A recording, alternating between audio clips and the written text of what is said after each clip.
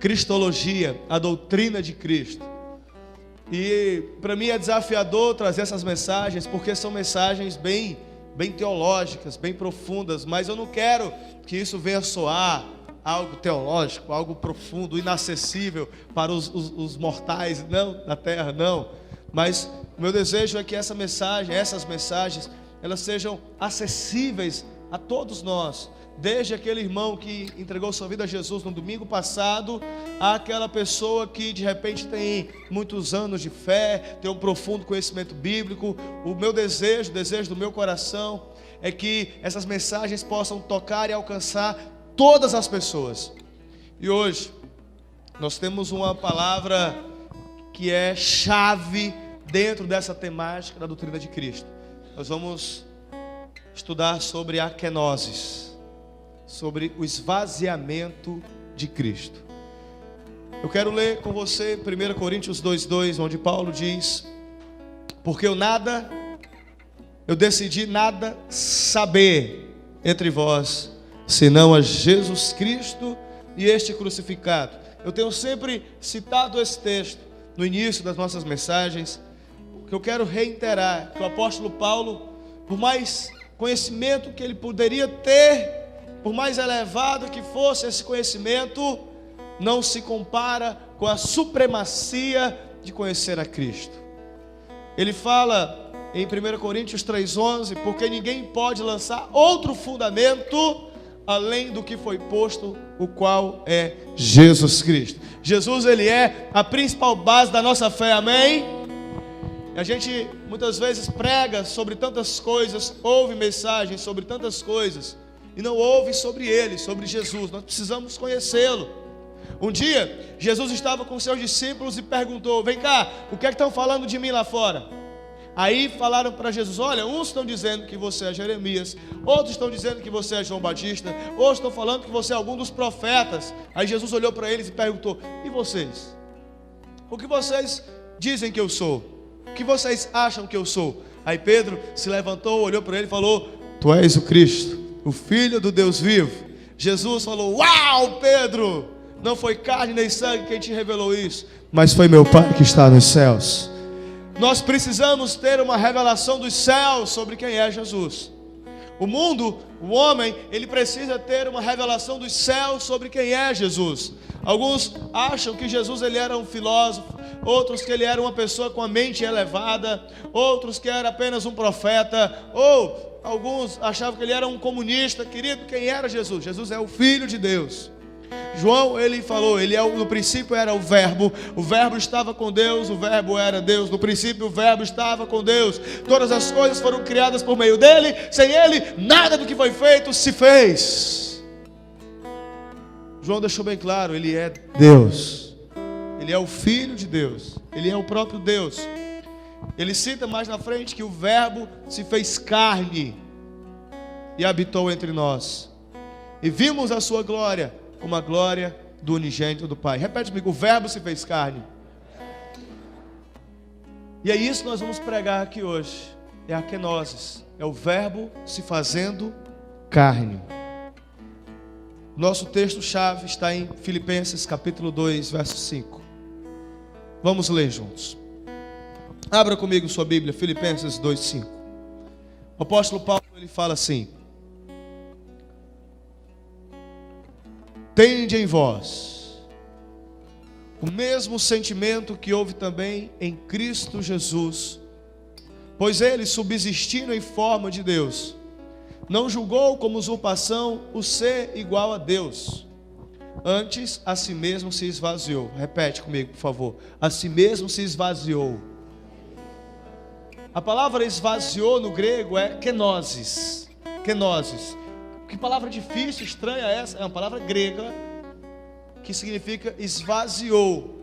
A si mesmo se esvaziou, assumindo a forma de servo, tornando-se em semelhança de homens, e reconhecido em figura humana, a si mesmo se humilhou, tornando-se obediente até a morte, morte de cruz, pelo que também Deus o exaltou sobremaneira, e lhe deu o nome que está acima de todo nome, para que ao nome de Jesus se dobre todo o joelho nos céus, na terra e debaixo da terra, e toda língua confesse que Jesus Cristo é o Senhor, para a glória de Deus Pai. Aleluia. Você pode dar glória a Deus por isso, querido? Aleluia!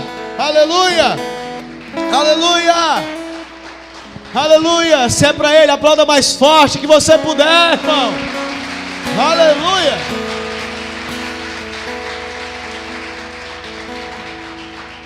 Esse texto aqui, querido, é o texto-chave da doutrina da encarnação de Cristo.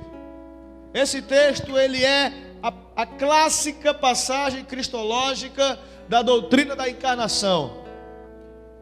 E essa é a palavra-chave, esvaziou, kenosis. O que é isso, pastor? O que é a kenosis? O que foi que Jesus fez quando se esvaziou? Jesus, ele renunciou a si mesmo. Jesus, ele renunciou a si mesmo.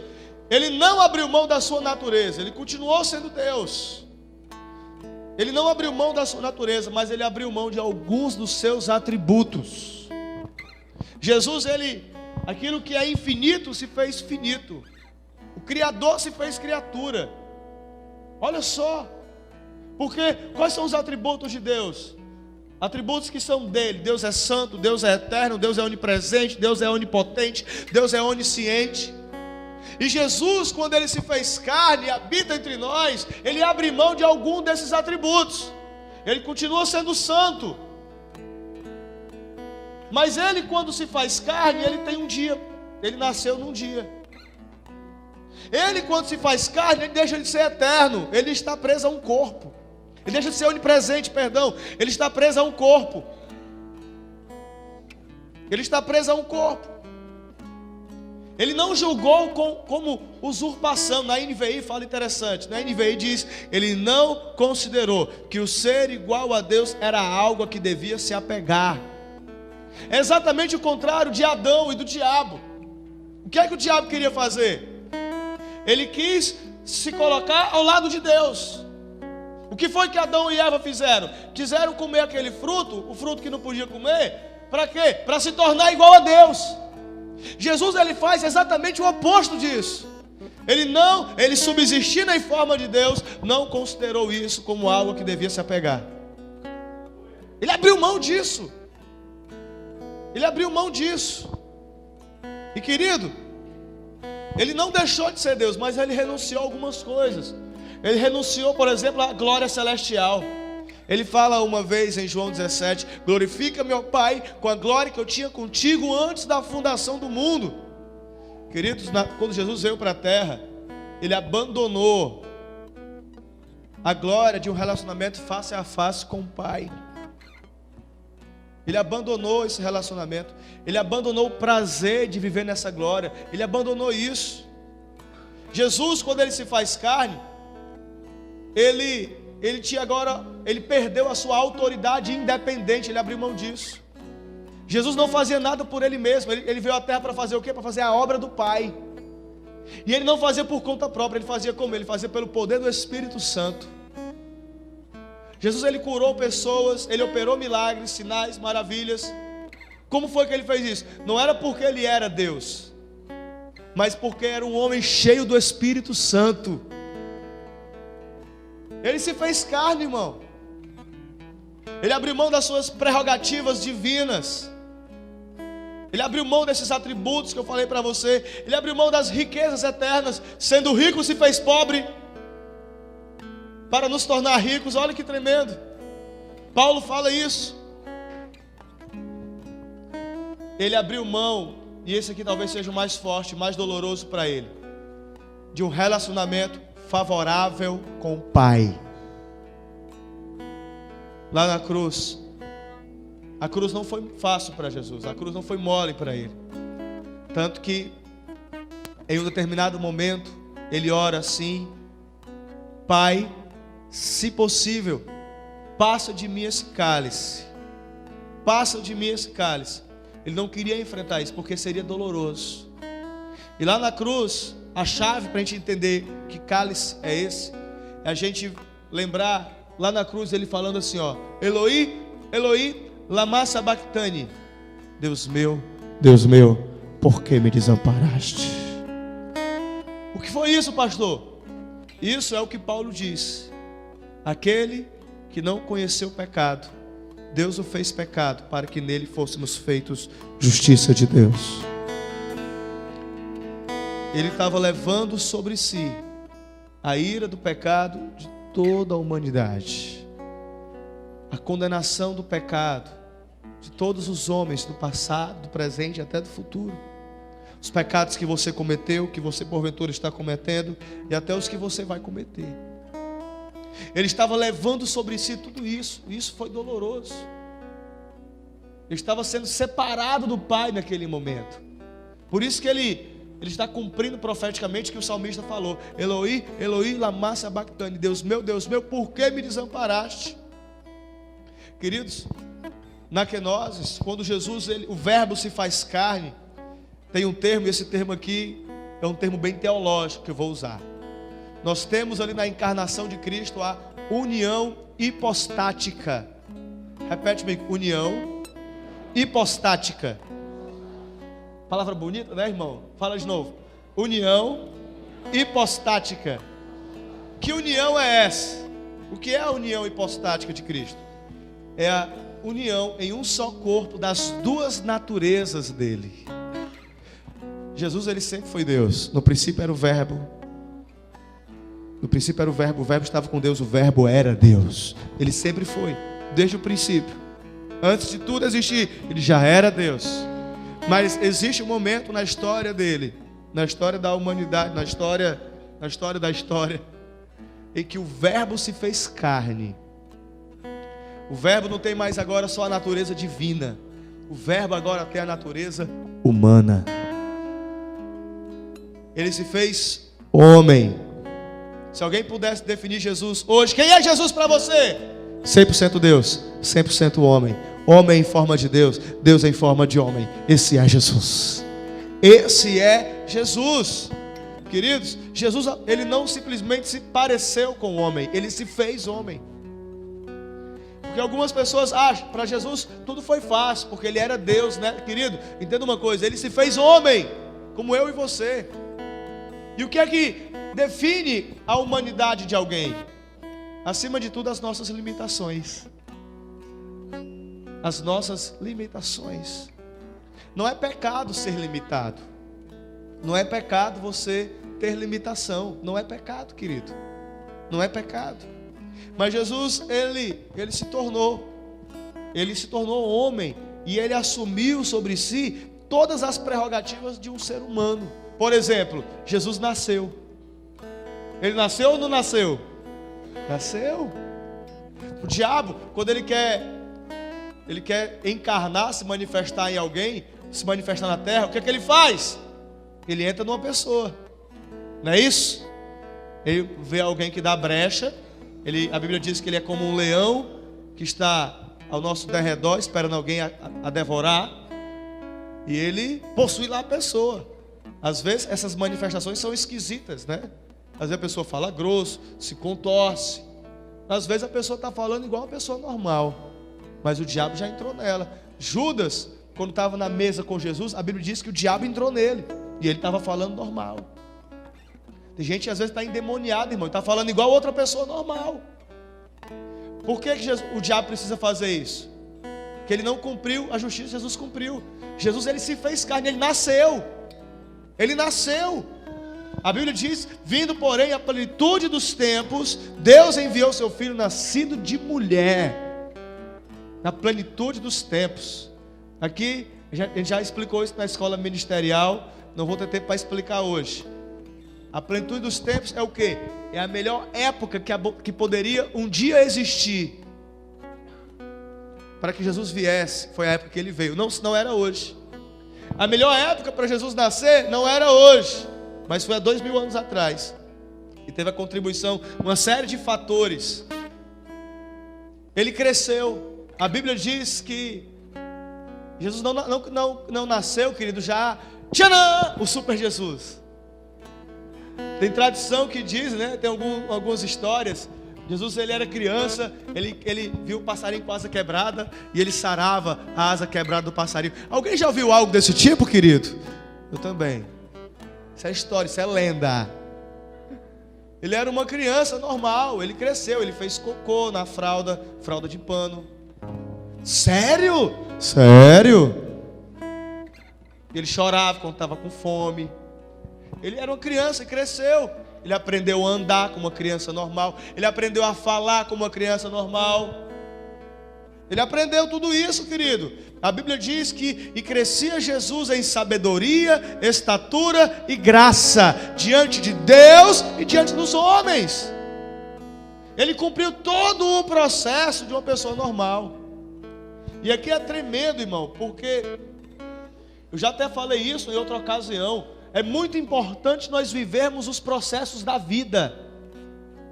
É muito importante a gente não cair de paraquedas em lugar algum, mas nós chegarmos aonde nós queremos chegar, passando por todas as fases e todos os estágios. É isso que vai nos dar, querido, força para nos manter lá. Desafiador não é você chegar no topo, é você permanecer no topo. Isso seja a área da vida que você possa imaginar. E você só permanece lá se você tiver passado por todas as fases. Porque você vai ter condições de permanecer ali. José ele permaneceu, ele passou por todas as provas para se tornar o governador do Egito. Não existia nenhum homem na terra para governar o Egito. Só José. Só José. Passou pela prova na sua casa, passou pela prova na casa de Potifar, passou pela prova na cadeia. Deus colocou ele nesses lugares todos, para depois colocar ele como governador do Egito. Talvez você esteja inconformado com a posição que você está hoje. Eu não aceito estar nessa posição hoje. Eu devia estar lá em cima, querido. Não despreze os pequenos começos. E viva cada fase da sua vida. E na hora certa, Deus vai te colocar lá. Na hora certa, querido, as coisas vão acontecer. Na hora certa, meu irmão. Você crê nisso, amém? E Jesus, ele viveu cada fase. Ele cresceu fisicamente, mentalmente. E ele tinha, querido, uma natureza humana completa. Ele tinha corpo, ele tinha alma, ele tinha espírito. Ele tinha tudo isso, irmão. Um dia ele chegou para os seus discípulos. Olha só como Jesus era gente. Jesus era gente. Tem gente que não é gente não, mas Jesus era gente. Jesus, ele um dia chegou para os seus discípulos e falou assim, ó: gente, a minha alma está angustiada a ponto de morrer. Quem já ficou angustiado aqui? Jesus ficou. Jesus já ficou angustiado. Ele já ficou. Ele tinha espírito. Ele, quando estava na cruz, ele falou em alta voz: Pai, nas tuas mãos eu entrego o meu espírito. Ele tinha uma natureza humana completa. E ele tinha até as limitações que o homem tem. Sério, pastor? Sério? Pastor, isso é heresia. É não, lindo. É Bíblia. Jesus, por exemplo, ele tinha fadiga. Em João 4, naquele célebre encontro de Jesus e uma mulher samaritana, estava ali a fonte de Jacó, e a Bíblia diz no versículo 6, cansado da viagem. Jesus cansa. Olha para o teu irmão do lado e fala: amado irmão, Jesus cansa, viu? Ele tinha sono. Pastor, não é pecado ter sono não, pastor. É não, filho, Jesus tinha sono. Um dia, os discípulos estavam atravessando o mar, e o vento estava forte, muitas ondas. E Jesus estava o quê? Será que ele roncava, irmão? Por que não? É pecado roncar? Estava cansado. Ele estava dormindo. E os discípulos zangados porque ele estava dormindo. Tem gente, não aceita não, pastor. Jesus dormia. Gente, às vezes a gente fantasia muitas coisas sobre Jesus, sobre as pessoas, até sobre o pastor. Eu me lembro uma vez, estava no culto, aí A gente tinha encerrado o culto, a gente estava conversando lá fora, aquela coisa toda. Gente, bora, vamos embora, não quero ir para casa para assistir o jogo. Quero ver o jogo do Brasil.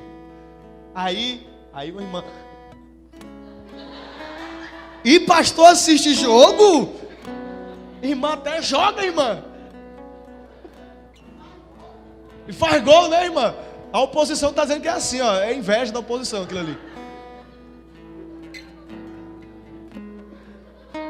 Então, queridos, volta para cá, irmão. Seja espiritual, volta para cá, irmão.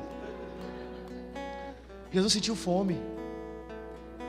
Ele sentiu fome. Mateus 21:18, a Bíblia diz que cedo da manhã, ao voltar para a cidade, teve fome. Teve fome.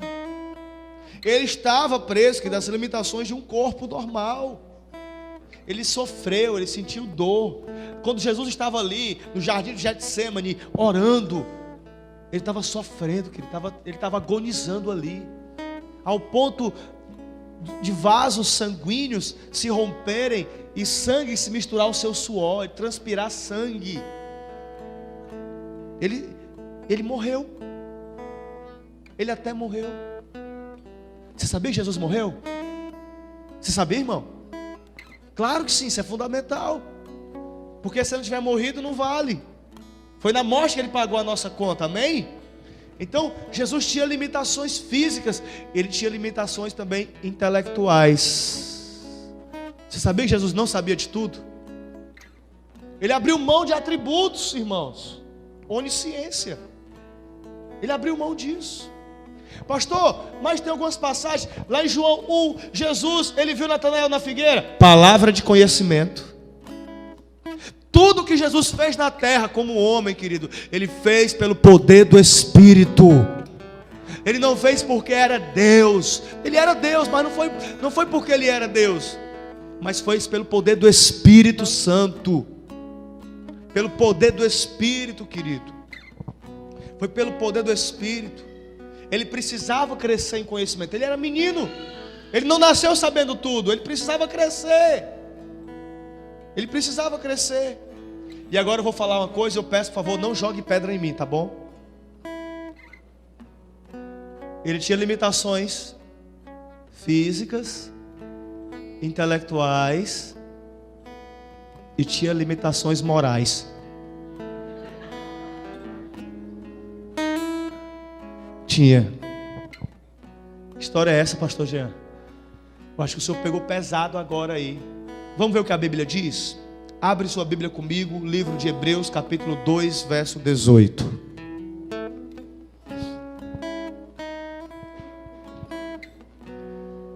Pois naquilo que ele mesmo sofreu, tendo sido tentado, é poderoso para socorrer os que são tentados.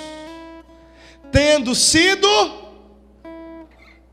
Pode ler, irmão, está na Bíblia. Tenha medo de ler isso não. Tendo sido... Por que você tem vergonha de ser tentado? Tem gente que prefere, que tem medo de confessar suas tentações, que tem vergonha. Querido, Jesus foi tentado. Está escrito na Bíblia, tá? Está escrito na sua Bíblia aí, tá? Então ele foi tentado. Irmão, não é pecado ser tentado. Pecado é pecar. É dar vazão à tentação. E o que é ser tentado, pastor? É ter seus sentimentos, é ter seus julgamentos colocados à prova. Quando Jesus estava sendo tentado, que os sentimentos dele, os julgamentos dele estavam sendo colocados à prova. Ele foi tentado, porém não pecou. E é aí que reside, querido, o grande trunfo, a grande vitória de Cristo. Que ele, sendo tentado, ele não cedeu à tentação. Agora eu vou pegar mais pesado ainda, irmão. Eu falei para você que Jesus tinha, como homem, ele tinha limitações físicas, tinha limitações intelectuais, tinha limitações morais. Você até engoliu essa aí, mas nessa aqui, cuidado com o sapato, pode voar para cá. Ele tinha também limitações espirituais. Pastor, você não é doido falar um negócio desse, pastor? Não sou eu que digo, é a Bíblia. E olha o que a Bíblia diz, por exemplo, em Marcos 1,35. Tendo-se levantado alta madrugada, ele saiu, foi para um lugar deserto e ali orava. Por que Jesus orava? Porque ele precisava. Porque ele precisava orar. Porque ele precisava orar. Ele necessitava de oração. Eu necessito de oração. Ele precisava orar. Ele dependia do Espírito Santo. Eu volto a falar, querido, tudo que Jesus fez foi pelo poder do Espírito. Atos 10:38 diz: como Deus ungiu a Jesus de Nazaré com o Espírito Santo e com poder, o qual andou por toda parte, fazendo bem e curando a todos os oprimidos do diabo, porque Deus era com ele. Aleluia! Ungido pelo Espírito Santo. Tudo que ele fez, que ele foi ungido pelo Espírito Santo, capacitado pelo Espírito Santo. Mateus 12:28, o próprio Jesus fala assim: se porém eu expulso demônios pelo Espírito de Deus, certamente é chegado o reino de Deus sobre vós. Querido, Jesus, ele se fez homem de verdade. Ele se fez homem de verdade. Ele precisava se fazer homem de verdade. Sabe por quê? Senão não valeria de nada. Não valeria de nada. Não valeria de nada. O sacrifício seria em vão. Essa é a parte teológica da mensagem. Agora vamos chegar na parte prática da mensagem. O que é que eu aprendo com a kenosis? O que o esvaziamento de Cristo tem a ver comigo? O que eu posso aprender, aplicar na minha vida com a humilhação, o esvaziamento de Jesus? Em primeiro lugar, eu preciso ter um espírito humilde, quebrantado, manso, submisso. Tende em vós o mesmo sentimento que houve também em Cristo Jesus, que subsistindo em forma de Deus, não quis por usurpação ser igual a Deus, antes a si mesmo se esvaziou.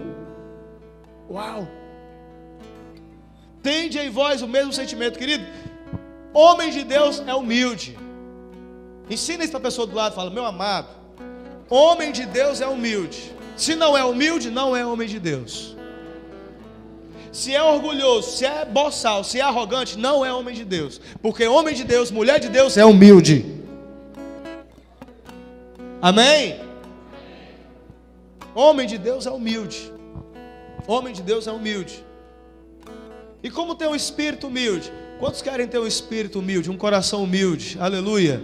Primeiro lugar, querido, primeira coisa que você precisa fazer para ter um espírito humilde é não pensar de si mesmo mais do que convém. Paulo ensina isso em Romanos 12:3. Tem gente que se acha, irmão, chega a dar raiva. Tem gente que se acha demais, tem gente que nem pisa no chão. Não pense de si mesmo mais do que convém. Ah, eu sou bom demais, ninguém presta, só eu que presto. Só eu que presto. Calma, cara, baixa a bola. Ontem o pessoal estava me elogiando e tal. Algumas situações aconteceram. Aí eu, peraí. Tem que ter cuidado, querido. Tem que ter cuidado. Porque na hora que você está lá em cima, essa é a hora que Deus está provando o seu coração. Ei, sabe qual é o momento mais fácil de se perder? Não é quando tudo está difícil. É quando tudo está bom demais. É quando você está bem demais. É nessa hora que o seu coração pode se perder. É nessa hora que o seu coração pode se ensoberbecer. É quando as pessoas começam, querido, a aplaudir você. É quando os tapinhas nas costas começam a se multiplicar, os elogios. É quando os convites começam a aparecer, surgir elogios, oportunidades. É nessa hora que você tem que vigiar o seu coração e ter cuidado de não pensar, eu sou o cara. Mas se for mulher, eu sou a cara. Você tem que ter muito cuidado. É nessa hora que você tem que vigiar o seu coração. É quando tudo está dando certo. É quando tudo está prosperando, tudo está acontecendo. Você tem que ter cuidado. Como tem o espírito humilde? O espírito humilde, em segundo lugar, estando sempre pronto a perdoar. Esteja pronto a perdoar. Olha no olho da pessoa do lado, na bolotinha do olho dela, e fala: meu amado irmão, me perdoe. Esteja sempre pronto a perdoar. É doloroso perdoar. Por que a gente não perdoa muitas vezes? Porque a gente é orgulhoso. Que a gente não aceita a pessoa fazer uma coisa dessa com a gente. Ele não tem o direito de fazer isso comigo. Ele pensa que é o quê? Ele pensa que eu sou o quê para fazer isso comigo?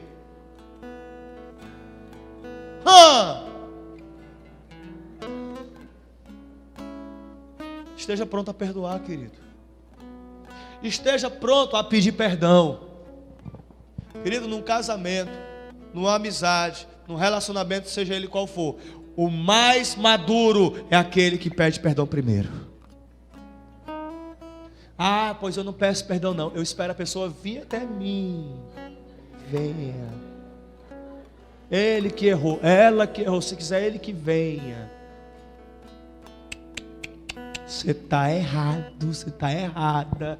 Você não está agindo igual a Jesus, querido. Seja sempre o primeiro a pedir perdão, querido.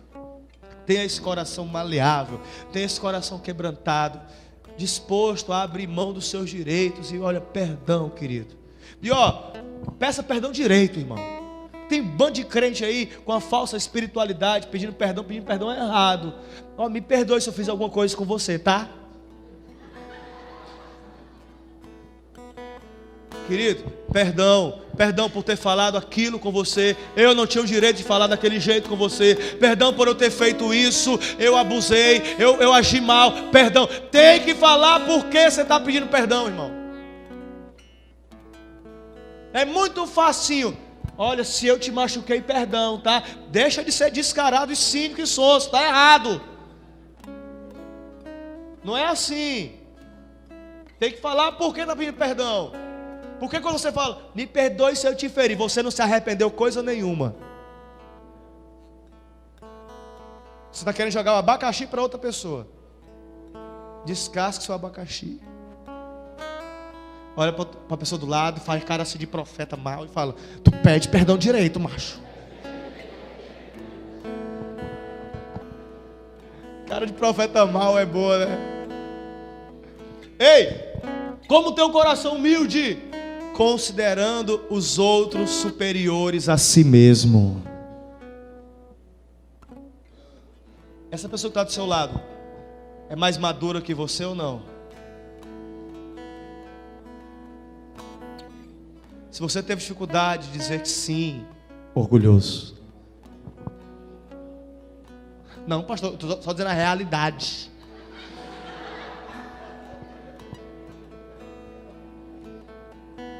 Querido, pode ser quem for, qualquer um de vocês,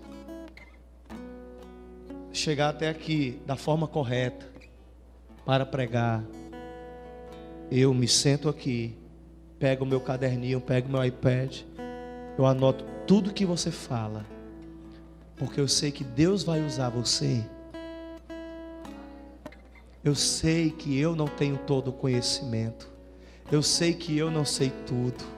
Eu sei alguma coisa. E o pouquinho que eu sei eu quero ensinar. Todo mundo tem algo a ensinar. Todo mundo tem algo a aprender. Tem áreas que eu posso ser melhor que você. Mas tem áreas que você é muito melhor do que eu. Porque eu sou ruim demais, querido. E nós temos que aprender a valorizar. É isso que é a beleza do corpo de Cristo. Onde eu sou ruim, você é bom, meu filho. É isso que é a beleza do corpo de Cristo. Nós temos que aprender a valorizar o talento e o dom do outro, irmão, considerando uns aos outros superiores. Olha que tremendo isso, irmão. Isso é humildade, irmão. Isso é humildade. Estando sempre pronto a ter o mesmo pensamento. Você quer ver uma pessoa orgulhosa? É igual uma pessoa que é igual um jumento que empaca, irmão. Vocês estão gastando essa mensagem, né? Que é teimoso, não está disposto a mudar de ideia, não muda de opinião, é teimoso, é cabeça dura, cabeção. Em Filipenses, Paulo ensina o que, irmão? A ter todos o mesmo sentimento, o mesmo pensamento, a mesma atitude de coração.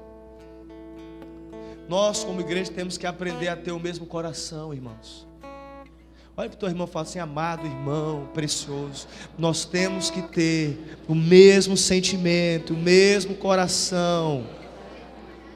Aleluia, oh glória a Deus, aleluia. Assim nós vamos ser uma igreja forte, uma igreja vencedora. É, irmão, é desse jeito, irmão. O diabo não vai colocar contenda em nosso meio. Nós não vamos deixar. Seja uma semente para a unidade, querido. Não vamos deixar o diabo querer nos colocar uns contra os outros. Não aceite fofoca. Não aceite conversinha. Não aceite essas conversinhas de duplo sentido, irmão. Isso é do diabo. Isso é diabólico. Não é de Deus. Não dê ouvidos a quem fala mal de homem de Deus. Não dê ouvidos a quem fala mal de mulher de Deus. Se você está aqui e quer falar mal de homem de Deus, quer falar mal de mulher de Deus, vai para o final da fila, porque o primeiro dessa fila é o diabo.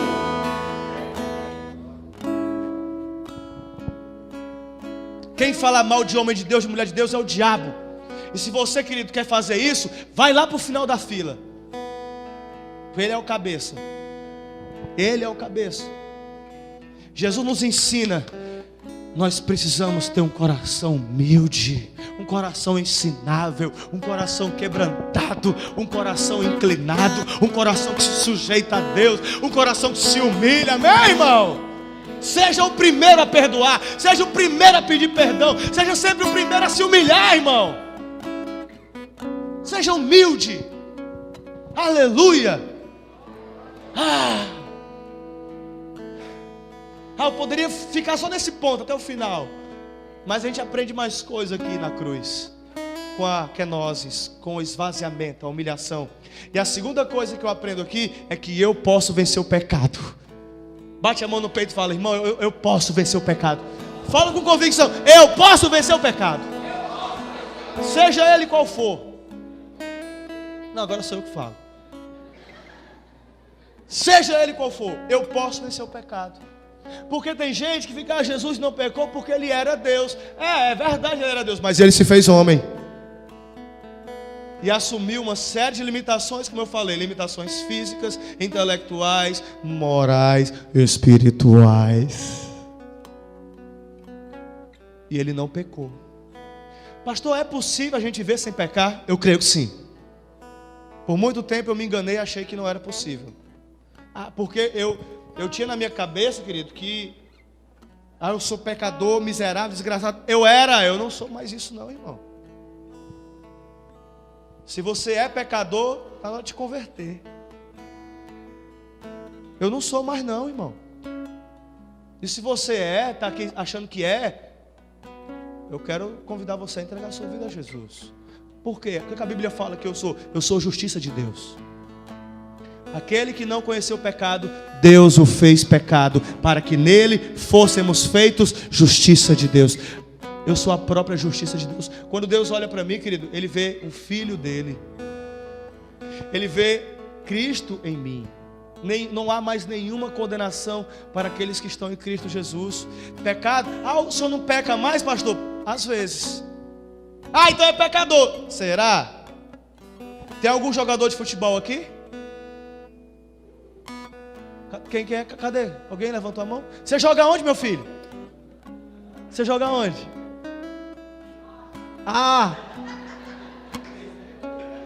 Você vive disso? Não vive não. Então você não é jogador de futebol. Você é um peladeiro. Ainda, gostei, filhão. Vai jogar no Barcelona, em nome de Jesus. Rapaz, tem nenhum glória a Deus aí, irmão. No Real Madrid, então, no Real Madrid. Ele não acreditou. Se creres, verás a glória de Deus. Aquilo que é impossível para o homem é possível para Deus.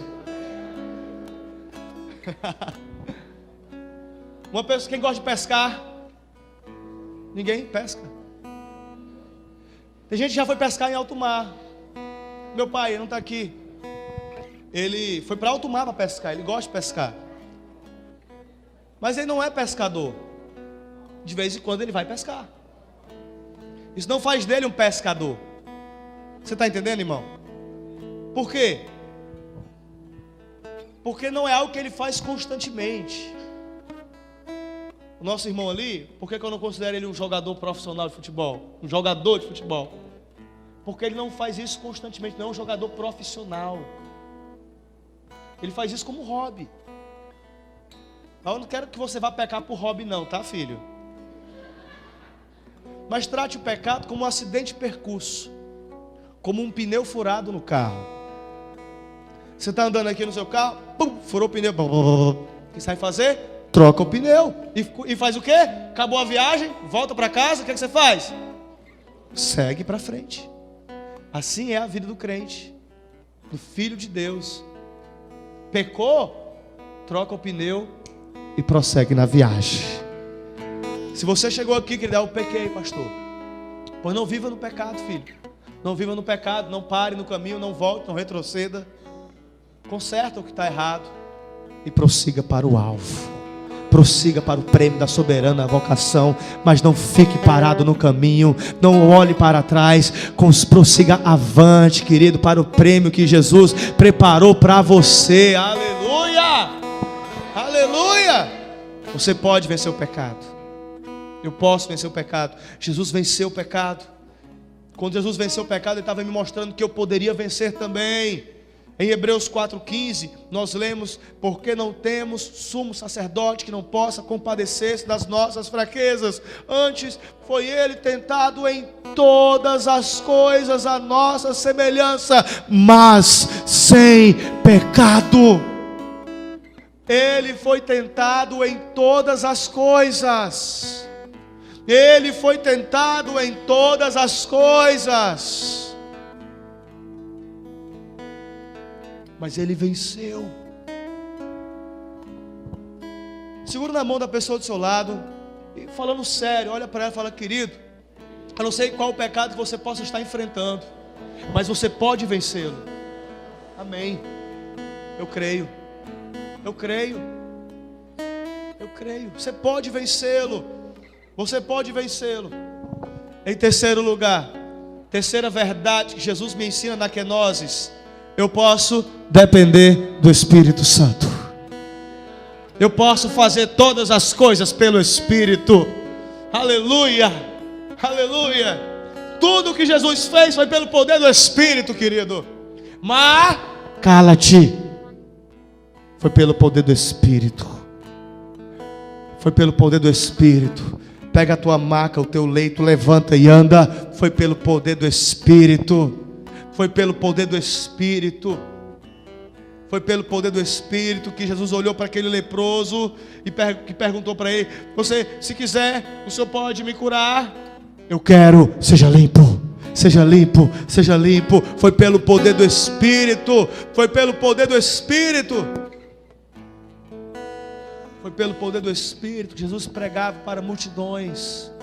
Foi pelo poder do Espírito, querido.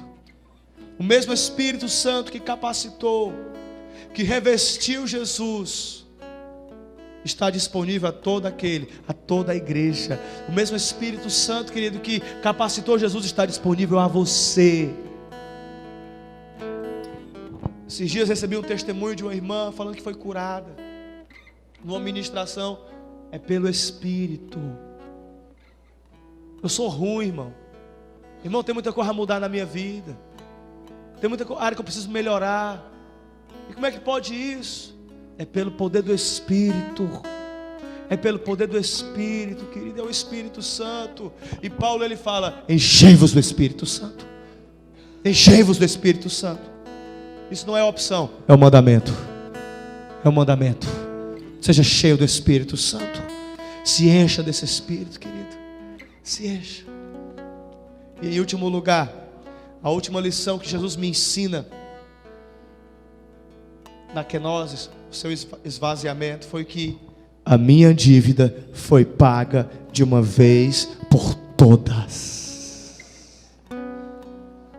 Havia uma dívida escrita contra mim, um escrito de dívida contra mim. Por que Jesus tinha que vir como homem?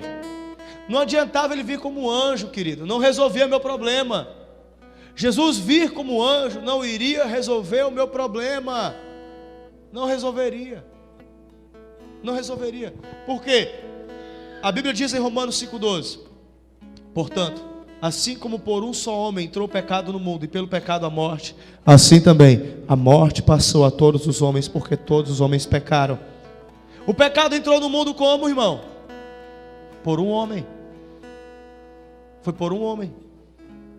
E só sairia como? Por um homem. É por isso que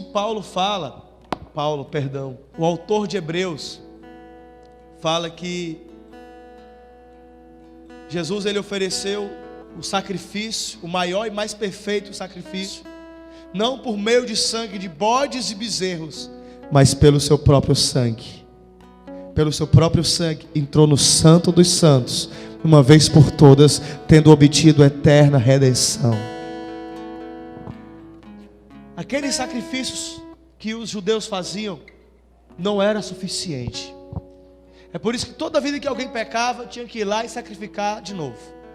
É por isso que todo ano o sumo sacerdote tinha que ir lá no Santo dos Santos, oferecer lá o sacrifício por ele, por todo o povo. Por quê? Porque não era suficiente. Sangue de touro e de bodes não era suficiente. O sangue é uma linguagem no mundo espiritual. Até terreiro de macumba usa sangue nos seus rituais, porque o diabo, ele é imitão. Vou usar aqui um linguajar bem popular. Ele é imitão. Ele quer imitar. É uma lei espiritual isso, querido. Jesus, ele ofereceu o sacrifício perfeito, derramando o seu sangue naquela cruz. O sacrifício perfeito. Olha só, Hebreus 9:13. Portanto, se o sangue de bodes e de touros e a cinza de uma novilha, aspergidos sobre os contaminados, os santificam, quanto à purificação da carne, muito mais o sangue de Cristo, que pelo Espírito eterno a si mesmo se ofereceu sem mácula a Deus, purificará a nossa consciência de obras mortas, para servirmos ao Deus vivo.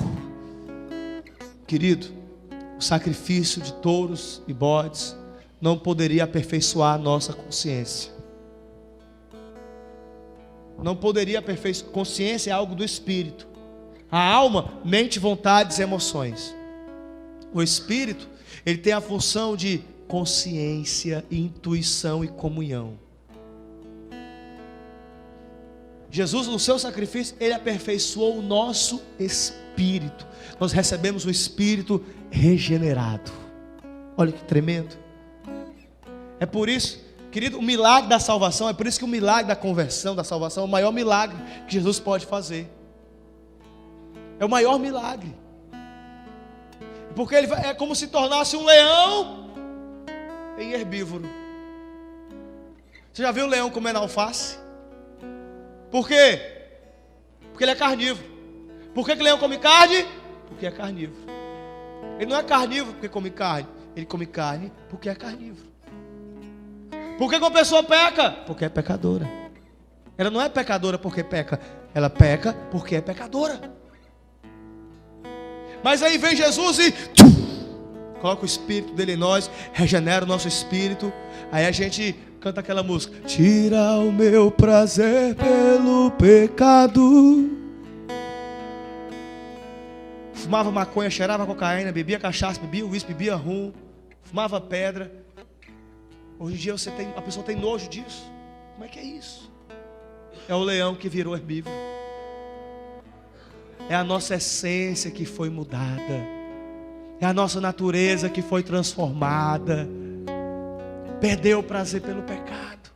Jesus mudou, transformou, operou, Ele fez o sacrifício perfeito. E o sacrifício dele não só pagou a nossa dívida, mas aperfeiçoou a nossa consciência. Kenoses, o esvaziamento de Cristo. O Verbo se fez carne e habitou entre nós. E vimos a sua glória como a glória do unigênito do Pai. Nós podemos ser humildes como Jesus foi. Nós podemos vencer o pecado como Jesus venceu. Nós podemos, queridos, andar no poder do Espírito como Jesus andou. E acima de tudo, nós podemos sim ser aperfeiçoados no nosso espírito, porque Jesus, Ele fez o sacrifício perfeito. Ele morreu naquela cruz. O sangue dele purificou a nossa consciência. Aleluia! Aleluia! Seja exaltado, Senhor. Seja adorado. Santo, santo, se coloca de pé, querido, adorando a Ele, adorando, glorificando. Aleluia.